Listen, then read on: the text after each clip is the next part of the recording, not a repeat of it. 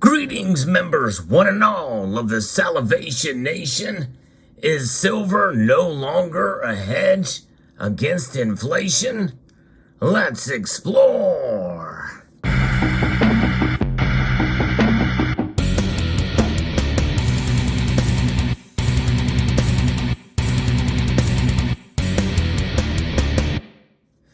I think that is a fair question, a legitimate question in these times.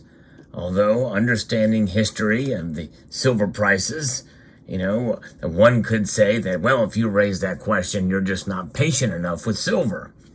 And so I'll kind of go back and forth between asking the question, having the feelings about silver and its prices, and its performance over the last 5, 10, 15, 20 years. And I think it's still a question that is certainly legitimate and relevant in these times. We are living in an uncertain times right now. And there's a lot of different factors and things that can push and pull the price of silver. But we are starting to see a decoupling between silver and gold. And that is the precipice for my question. Because gold has dropped and has certainly proven to be a hedge against economic instability. But right now, the price of gold is down and silver is down. But the silver's price drop is even more radical than gold's price. And that typically is what happens whenever there is a price drop. But we have seen the gold to silver ratio widen and start to form a new pattern. What is the normal? What is the average of the gold to silver ratio? Some analysts say that it's around 60 to 65 to 1, where there was a time before when it was much lower. But some say that that's kind of where we are at now, and that's the normal ratio. But right now, we are getting much closer now. It is above 90 to 1, almost 100 to 1 between a gold and silver ratio. In other words, what that means is for every 90 ounces of silver, you can buy 1 ounce of gold, or you can trade based off of the spot price of gold or silver. Now, realistically, that trade would not happen that way because it's bid price and ask price, which are different prices, and likely most local coin shops or coin dealers or what have you are not just going to trade the ratio based off the spot price. I've only heard of that happening a few times. Most will not do that. They need to profit. They're in business to earn a profit, and they are going to capitalize on that trade. Unless they have great demand for silver that they can sell at a much higher premium, likely they're not going to just do that. And most people, by the way, are going to want to trade the other way, trade gold for silver, especially as most see that as an opportunity, considering it comes out of the ground at around 8 to 1. But that's another aspect of it too. And many people bring that up and say this is why silver is a bargain right now, and we should be buying it because of the mining ratio of about 8 or 9 to 1. In other words, for every 1 ounce of gold mined out of the earth, about 8 or 9 ounces of silver are mined. But nonetheless, that is not a way and should not be how you measure the value of a commodity, because rarity does not really mean much, or does not really factor in, especially with regards to how silver is viewed. And since my time in this community and some of the analysis and what I have learned, there has been a shift, a paradigm shift of thinking about silver by the prognosticators and the analysts out there. More and more people are seeing it more as an industrial commodity than as a monetary metal. And so therefore, I think that is part of what is weighing in on this widening ratio, and the fact that, people are seeing it as not a way to hedge against inflation, or to protect yourself against economic instability. Because we are in a recession now, and we've kind of have essentially absorbed that fact. We'll see what the numbers come up with when they post them again.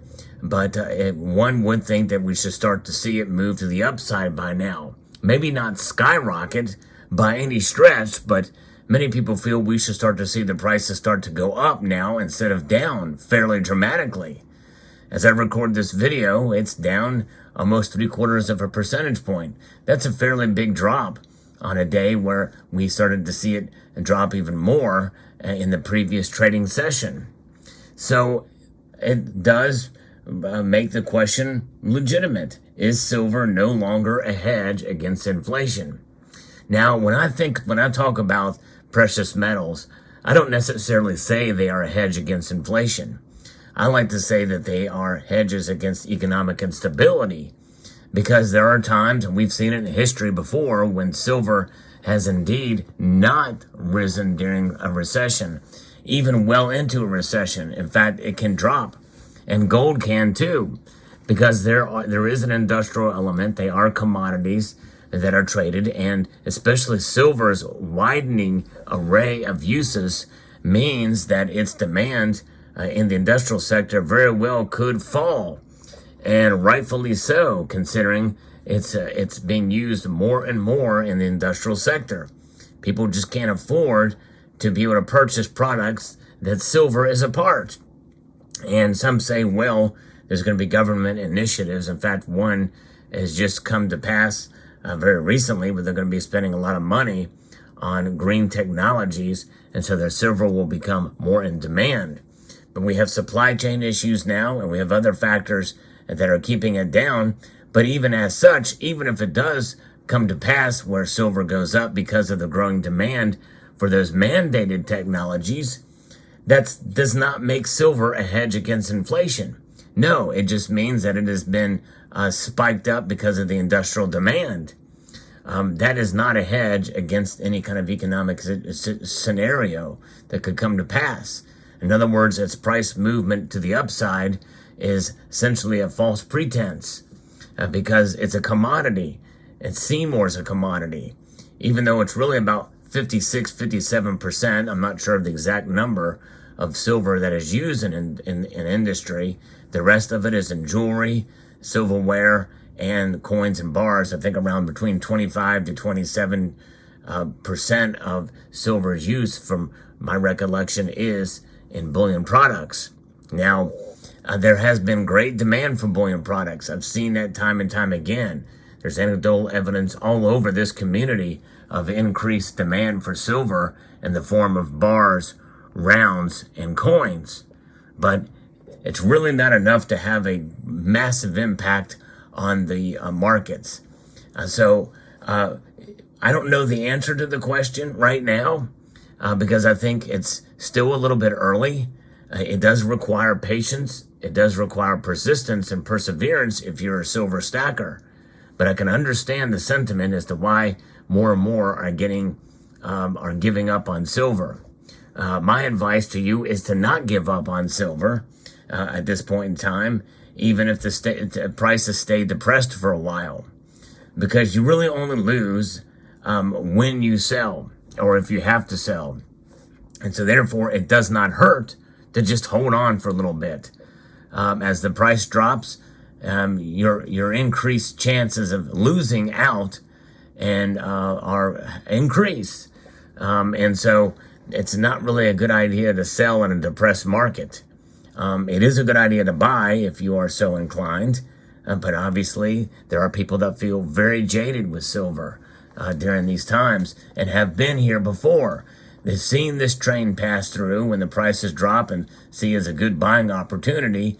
And so, hey, we'll back up the truck because it's not going to go below $21 an ounce. Well, here we are well below $19 an ounce now. And so those people are probably feeling quite miffed, and understandably so. So here's what I'm encouraging people to do as someone who definitely is not a financial advisor. I'm just someone who gives my opinions, but I believe that it's a good idea to just hold ground. Hold your ground with silver. If you can find a way to not lose money, that's the best thing you can do. In fact, that's really, I look at what I do on this channel as far as wealth preservation is just that. It's about preserving your wealth. It's not about making money. This channel is not about investment or finding any ways to really do to go above and beyond. Although I have talked about many of those things with certain products, especially numismatics, even some precious metal stocks, mining stocks in the way. There are ways to invest.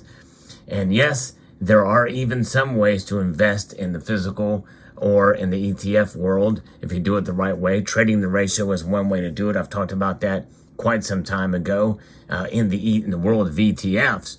But nonetheless, I'm more and more disenfranchised with those because of the amount of derivatives that have just exploded in that world, which really is probably more than likely the biggest argument one could make for precious metals manipulation or even suppression. But nonetheless, silver is a metal that I believe will frustrate us. It will confuse us at times. It will also make us scratch our head and question, and it'll confuse us at times. I believe that the best thing to do as we weigh that question, is silver no longer a hedge against inflation, is just to hold on to your silver.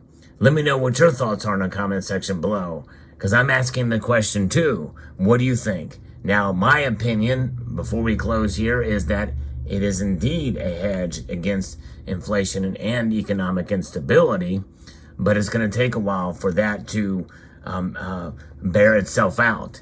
And it's going to may take until after we are out of the recession and other factors come into play before we really see.